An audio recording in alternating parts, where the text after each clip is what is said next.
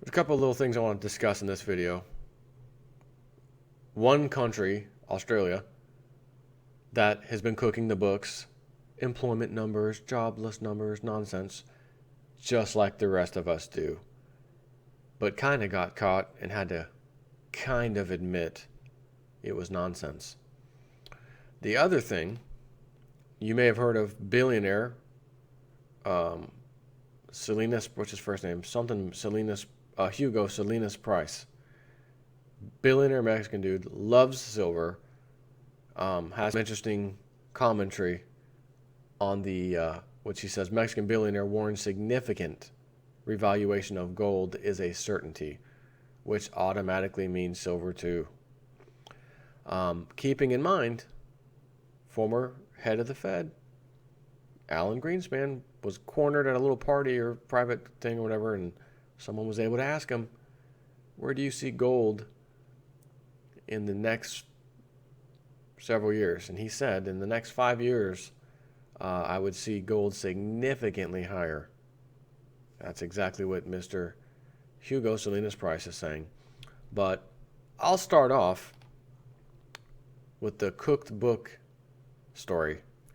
Australia put another cookbook on the Barbie, mate. Admits recent stellar job numbers were cooked. 2 months ago, the Australian media... Tell me if this sounds like I could just replace that with the U.S. media and U.S. government. You wouldn't know any different.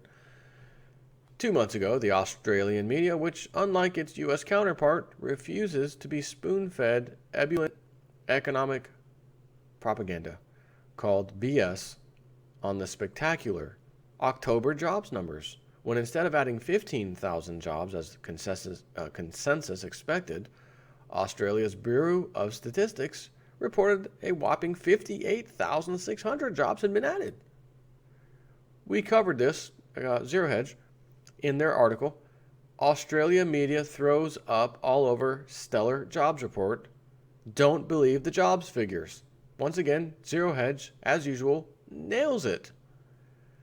1 month later, the situation got even more ridiculous, when instead of the expected 10,000 drop in November, the Statistical Bureau announced that 71,400 jobs had been added, the most in 15 years, and the equivalent of 1 million jobs being added to the U.S., to give you an idea of the difference in population. Once again, the local media cried foul. As we documented in Australia, media throws up all over stellar jobs reports again. Indicatively, for a sense, now notice how their media actually covered it and said, we don't believe you. Our media pumps it like it's real news. It's like the gospel or something. Indicatively, for a sense of how grotesque the jobs data was, the chart below shows that while the October report was a 6 sigma beat, the November was an even more laughable 8 sigma. Don't need to show you the chart. 2 months later, we find that the media and all those mocking the government propaganda apparatus, including Zero Hedge, of course, was spot on. Because moments ago, today, Australia Treasury Secretary John Fraser, during testimony, not because he came out and wanted to give a new speech and, hey, we made some mistakes. He was giving testimony to a parliamentary committee, and he admitted that jobs growth for the 2 months in question, quote, may be overstated. Ooh. What's the reason? The same one the Propaganda Bureau always uses when its lies are exposed. Quote, technical issues. The same explanation the Atlanta Fed used in its explanation for a strangely belated release of its GDP Now estimate 1 month ago. In this, John Fraser said he had held discussions on the unemployment figures with the chief statistician this week. He didn't elaborate on the meeting, but said the recent strength in the jobs market is encouraging. Well, I guess it would be if there is any after the nonsense you spewed a couple months ago. Australia's economy added 55,000 jobs in October and a further 74,900 in November, before shedding 1,000 in December to produce the record quarterly gain. Questions regarding the accuracy of that data have been raised following acknowledgement by the Statistics Agency in 2014 of measurement challenges. Well, if you can't measure it right, just make it up. Make the numbers sound good. Why the sudden admission it was all a lie? Simple. Weakness in commodities prices is far greater than people had been expecting, Fraser said in early remarks to the panel. Australia is now swimming against the tide because of uncertainties in the global economy, he added. In the translation from Zero Hedge, we need more quantitative easing, and to do that, the economy has to go from strong to complete garbage. And with the Australian, no. Can't have this cat scratching this carpet or my chairs or this gash on my new green screen. I'm ready to choke slam these damn cats, in case you're wondering.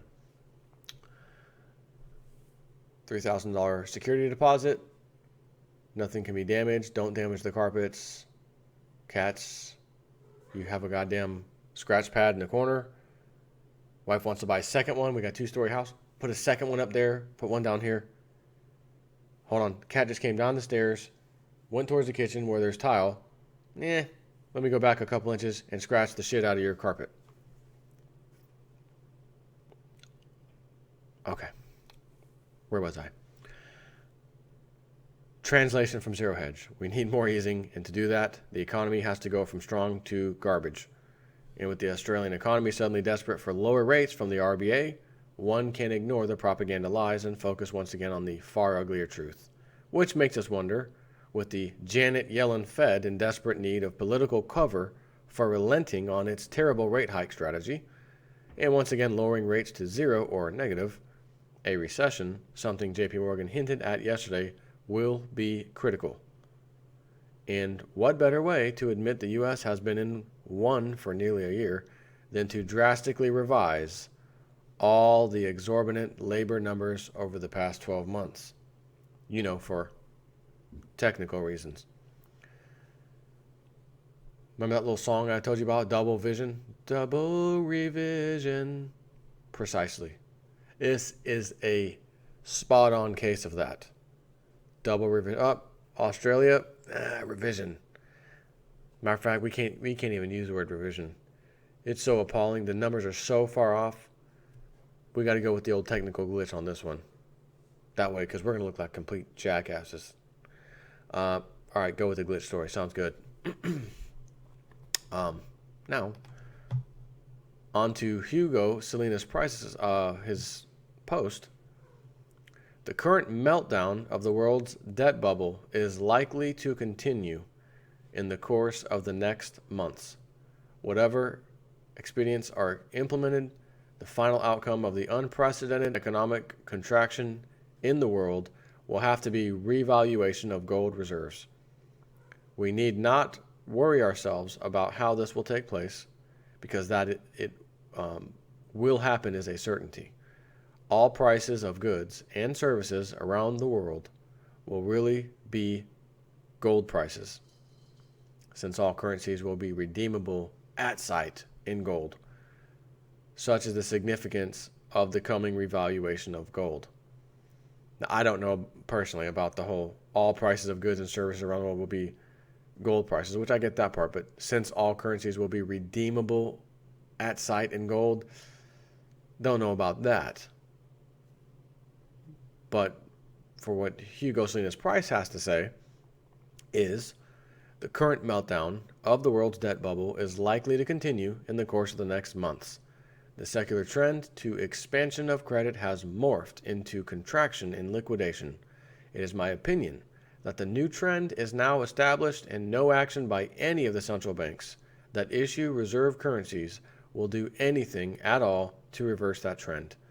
Sandeep Jetley thinks that the desperate reserve issuing central banks, the US Fed, the ECB, the Bank of England, Japanese Central Bank, may resort to programs of QEP, which is, he says, quantitative easing for the people. This quantitative easing will mean putting money into the hands of the population by rebates on taxes, invented make-work schemes, or any other excuse to furnish the people with the famous helicopter money to get them to spend. As the present crisis deepens, and given our experience with the way our so-called economists think, we can reasonably expect such programs to be launched. Nevertheless, the present trend of world economic contraction will not be reversed by any ad hoc program. The world's expectations, positive for growth since World War II, have turned negative. This is an event of such magnitude that no QE will have any effect upon the final outcome, which is debt collapse. You're watching that cat. Don't even think about it. Where's my magic 8 ball? Get this thing, get my bowling arm going. Wham! Get on out of here, kitty. Magic 8 ball will take care of business. Just kidding. I would never throw the 8 ball at the cat.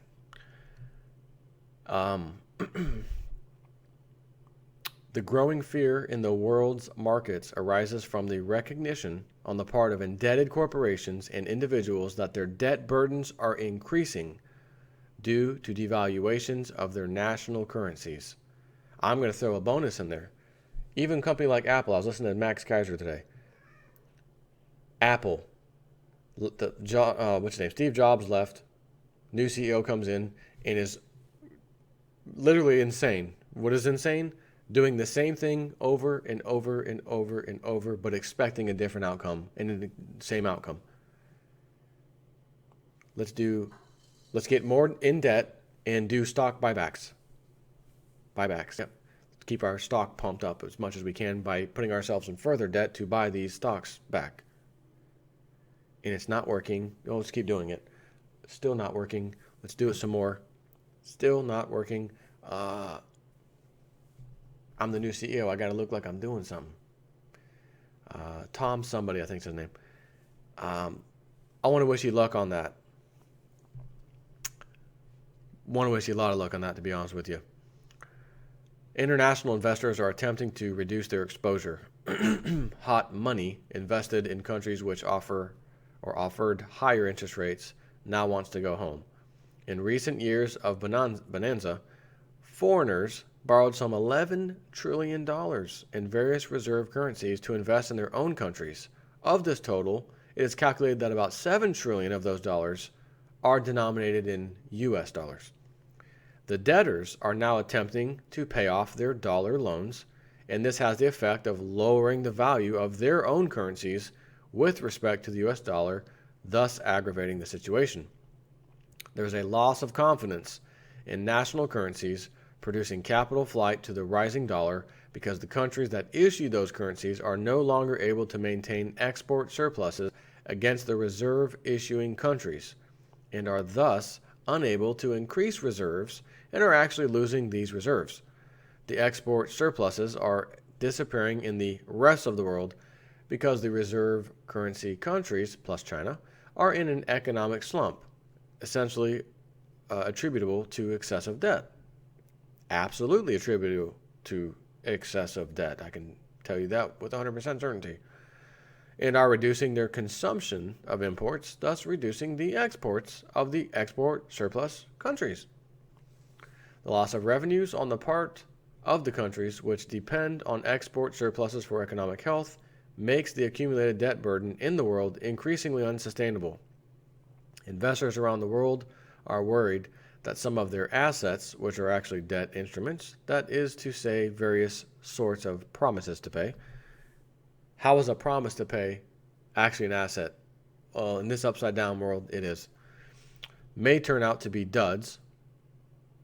I don't think there's going to be a may. Will turn out to be duds. And they are trying to find ways to protect themselves. And devil take the hindmost. Whatever expedients are implemented, the final outcome of the unprecedented economic contraction in the world will have to be the revaluation of gold reserves. As desperate governments of the world resort to gold to preserve indispensable international trade, the revaluation of gold reserves held by central banks will be the only alternative for countries seeking to retain a minimum of international trade to supply their economies, whether they are based on agriculture, on manufacturing, or on mining. The amount of gold held by any particular country will not be the important factor in maintaining operating economies, because even a small amount of gold will be sufficient for that purpose. The reason being that gold coming into newly rediscovered importance, no country will be able to maintain either trade surpluses or trade deficits.